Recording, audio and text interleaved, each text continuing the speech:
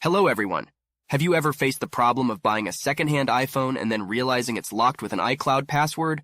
Or perhaps there's been a time when you simply forgot your own password. It can be frustrating, I know. But there's good news. In today's video, I'm going to guide you through a straightforward method to unlock your iPhone without any charges. You won't need any special tech skills for this. All you'll require is the IMEI number of your phone and your email address, so stay with me and let's solve this together. So the first step is to get your phone's IMEI number. So to do that, simple dial *#06#. Alright, as you can see here, you will get your 15-digit IMEI number. This is very important, so keep it somewhere close because we're going to need it in the next step. In this website, we will request the unlocking of the iCloud account of your device, so we just need to go here to this form. You just need to complete a simple form with the details of your device.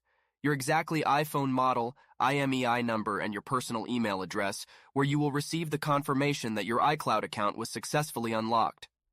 After completing this form, you just have to wait until you get the confirmation that your iCloud account has been unlocked and receive the new credentials to log in into your iCloud account. Sometimes it's super fast, sometimes it takes a couple of hours, so you have to be very patient. But once your unlocking form will be processed, you will get an email just like this.